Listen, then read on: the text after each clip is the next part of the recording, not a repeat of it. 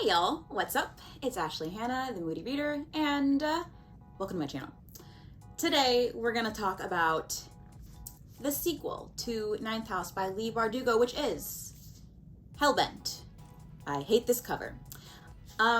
This is, of course, like I said, the sequel to Ninth House, and I will be talking about lots of spoilers, especially for the first book, Ninth House. So if you have not read that, you can dip right now. If you don't care about spoilers, you can stay. And if you've read this, of course, you can stay. I just finished this one today, like I want to say an hour ago. And I have some thoughts. I'm not sure. I don't know how I feel about this book, and it makes me upset. So I guess I'll talk about the first book. So Ninth House is basically a dark academia novel by Leigh Bardugo, and it is about our main character, Galaxy, or Alex Stern, and she has been tapped to come and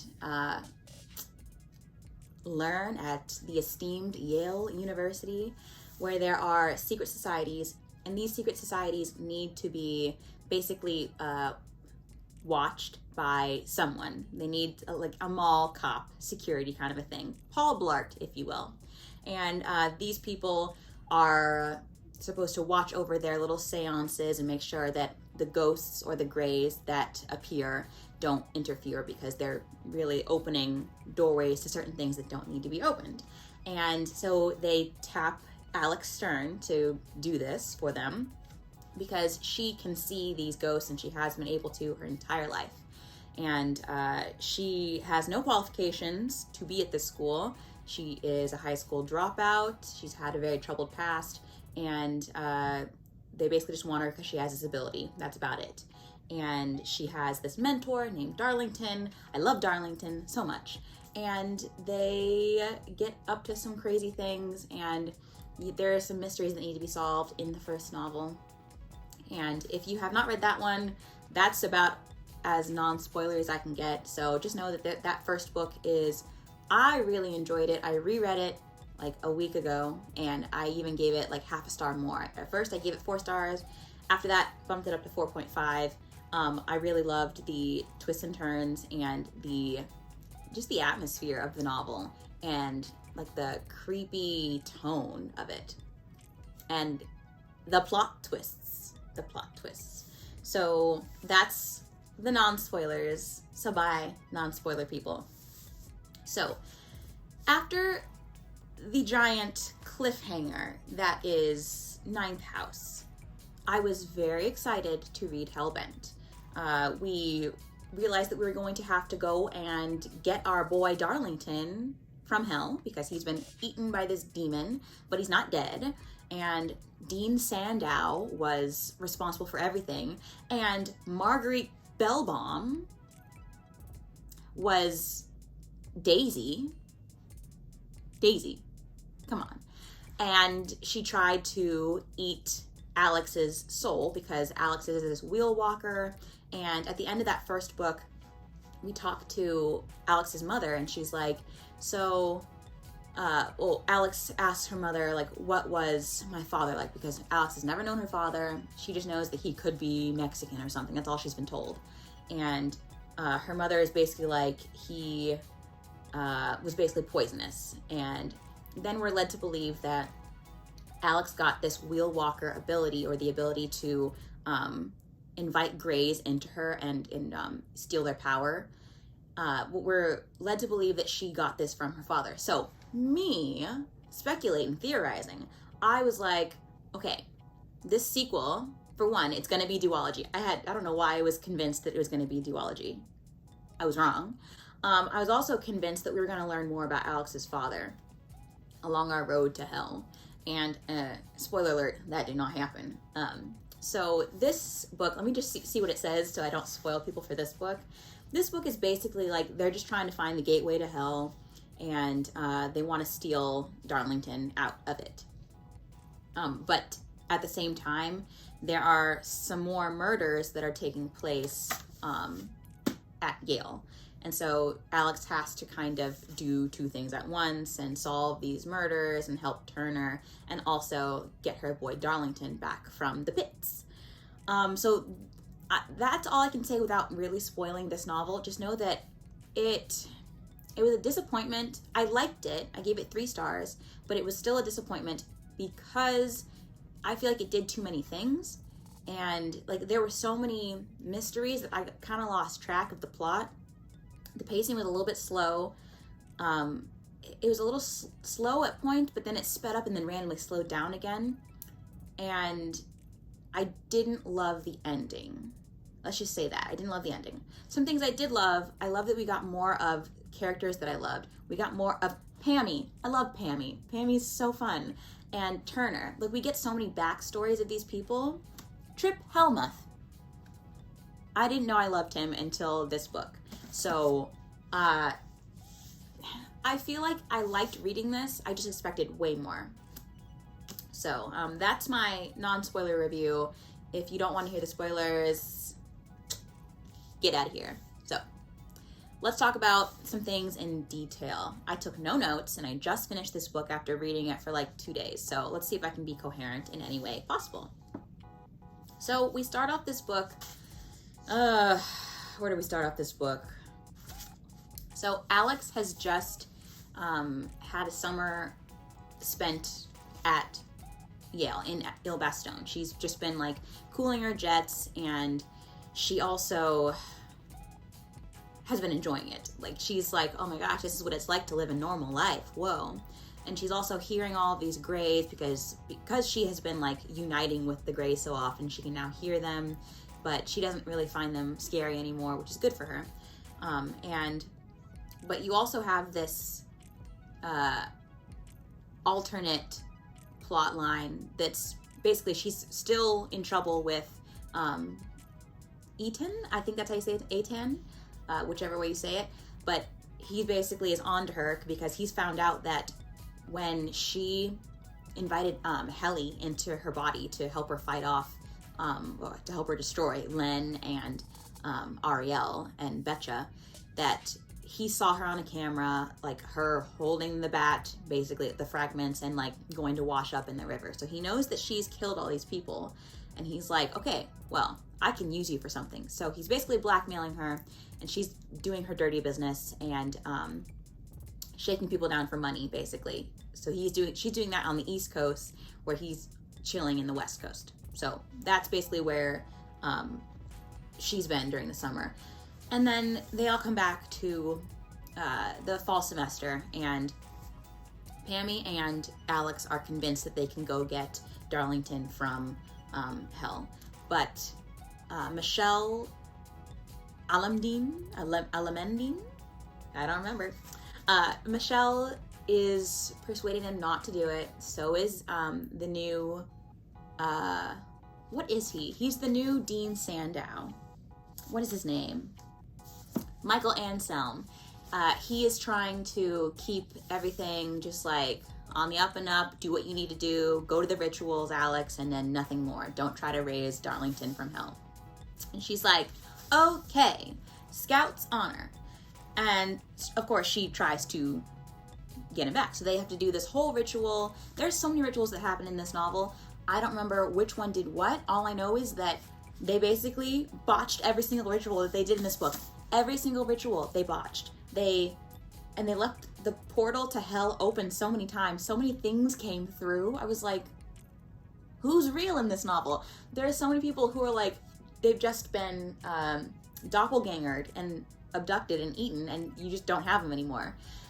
So it's hard to remember the plot after that, but at some point down the line, Turner needs Alex's help because there's some more murders happening, and he's convinced that it's something to do with the occult, because why wouldn't it have anything to do with the occult? It's Leigh. It's Yale. And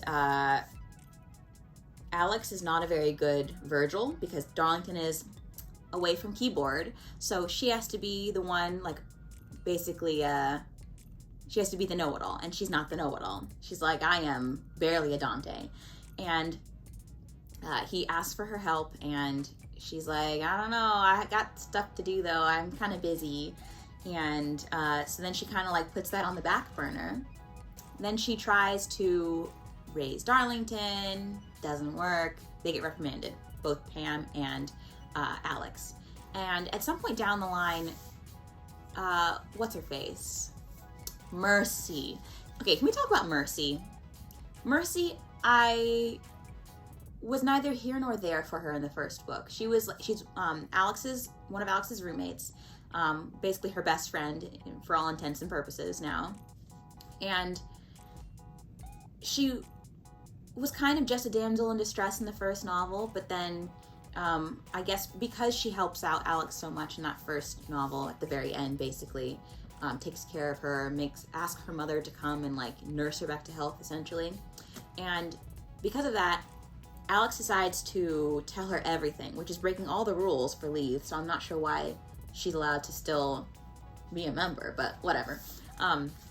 But she breaks the rules, tells her all about it, and then Mercy is basically just inducted into the Scooby Gang. And I don't know. She was necessary for certain things because they needed someone to watch over them while they make their little traipse to the underworld. But I just didn't know why.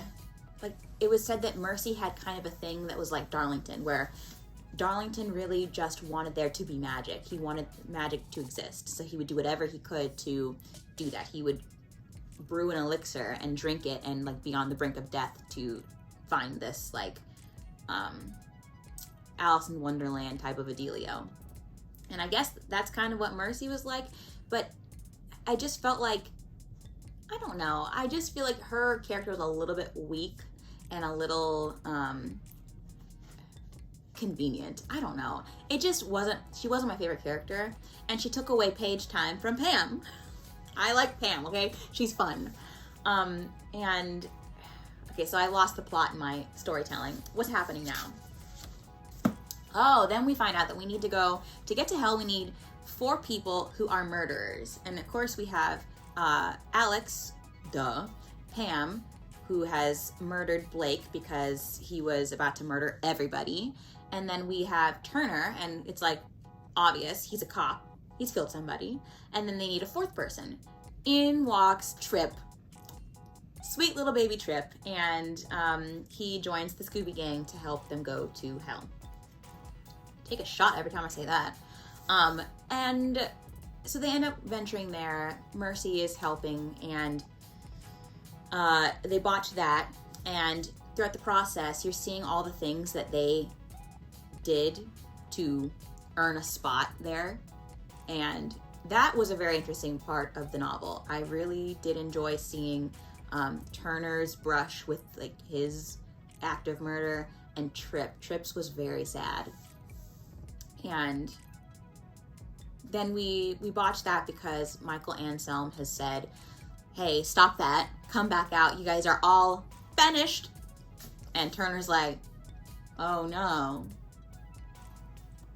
And then we find out that because they didn't do the ritual right, they didn't close up shop, that all of these demons, 4 demons, have come out of hell. So not only have we not gotten Darlington out of the woods, we've now brought in 4 beasties. And some stuff happens, blah, blah, blah. And because it's convenient, Alex finds out that because she's a wheel walker, she can basically open a portal anywhere at any time. So why did we go? And then you find out, oh my gosh, I'm just remembering everything that I read throughout the past day. And then you find out that Darlington, basically, when one of the rituals went wrong, he brought back a demon, and that demon basically has been feeding off of Michael. So Michael's not even Michael anymore. And he has killed Darlington's parents. And so much happens. And then I forgot, we have vampires. Why are there vampires in this book? Okay, that's when I got a little bit like, vampires, really? So, I really do not know. A lot happens in this novel, and I can't like make them fit into the same novel. I don't know why. So, long story short, Alex saves Darlington by basically tethering him to her. She like eats his soul. So then he's like, yes, master, I will do whatever you wish, whatever you will. And so that's just a thing. And okay, I need someone else's opinion. This is why I like BookTube. Do you want Alex Stern with Darlington? At first, in Ninth House, I did. But now I'm like, she's too powerful. It's too much like a coercion thing. She already has complete and total sway over him. I want Darlington with Pam. That's what I want. I want Darlington and Pammy together, and then I would be cool with Alex with Turner. That would be interesting. That'd be interesting. But I digress. So we get Darlington back, and we have to attempt basically another ritual. And that one was just kind of repetitive. Like, you can only go to the underworld so many times before I get bored. And I will skip over a lot of things. I don't even know what to talk about. There's so much to talk about. Trip, and that's the other thing. They were like, they needed to do this other ritual again, and because they had Darlington, they had a fourth person, but Trip basically was like AWOL for a long time, and they were, of course, they were trying to connect with him and like make sure that he was okay, but they just stopped. They're like, oh, he's been eaten by his demon. Bye. And at first I thought we were not gonna get any other Trip like content. I was like, is he gone forever? Bye. But then we've gotten all the things we need. Alex has like swallowed up the Galagoth, whatever his name is, and she was even smart enough to think about drawing Aten into this plot, and she basically kills him, dooms him to the pits. And Mercy's like, I'm sorry, this is a little bit too much for me. And then I was like, but you asked to be in this. I don't understand. Mercy, you wanted this. Mercy, there's even a point where they're like, oh, we need a fourth person to be a murderer and like help us journey. And she was like, oh, me, pick me. So I just don't understand. You wanted to murder someone. Anyways, so then we get out of the pits, and then we're like, oh wait, what happened to Trip? Oh my gosh, what happened to Michelle? Oh my gosh, Michelle.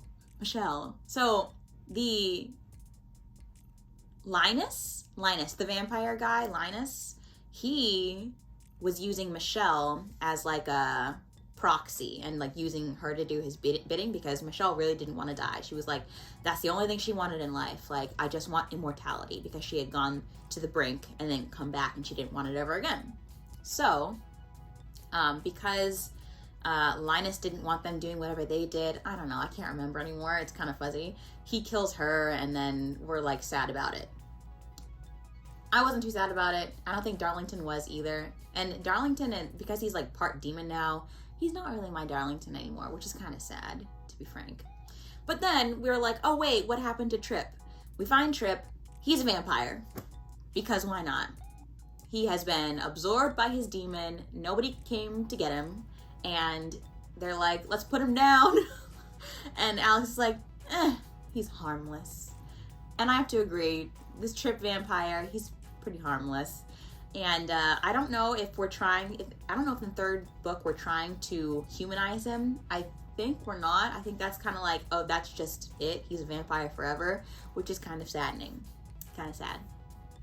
But at the very end, you realize that, oopsies, because this Galaguk person bit Alex on the way out of hell, that all he wanted was her blood to like keep the door open, because all he needed was some of her to keep it open. So they find this demon has like made its way onto like this tower of some sort, and they're like, oh no, we gonna have to go and do some crime fighting. And then you just see this weird Alex using her hellfire and and Darlington using his demon abilities, and they're like, let's go kick some butt. And it was just really far-fetched. I didn't like it at all. The ending is where it completely lost me. It lost the plot, it lost me, there was too much happening, and it didn't feel like Ninth House anymore. There was just, I don't know, maybe it was too fantastical, and I don't know if that's even a coherent problem. I don't know. I really don't know.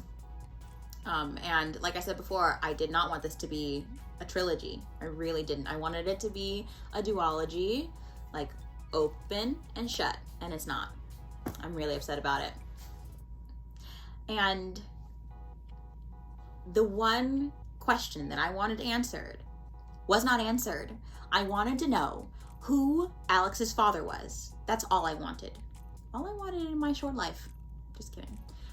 So hopefully in this third book, we will get answers to that. Hopefully we will shut the portals of hell. Hopefully that's going to happen. Hopefully Darlington isn't so demon-y, because he's got all those horns and crap. And what else do I hope for the third book? I hope the third book is more linear. And this is a thing that happened in the first book as well, because the first book is like last spring or something like that, and then like the current winter, last fall. It takes place in like 3 separate time periods, essentially, you know, disregarding Alex's beginning, so like her teen years. But that same thing happens in this book too. You have I think you have like excerpts from October and November, so to make it so that you don't see what's going to happen next in the plot twists. And I just want something that's a little more linear. I know she's not going to do that, but that's what I wish that we could have. So I think that's everything that is kind of coming to mind for this book. If you've read it, I know it just came out, but I know some people have like sped through it like me. If you read it, let me know what you thought about it, and if you liked it more or less than the first book. I am pretty certain that I liked Ninth House more than I liked this one. Not only because the cover was better. Yeah, Ninth House was a great first installment, and this book just had second book syndrome to me. But let me know what you thought down below, and if you like this video, give it a thumbs up or not, and I will talk to you guys next time. Bye.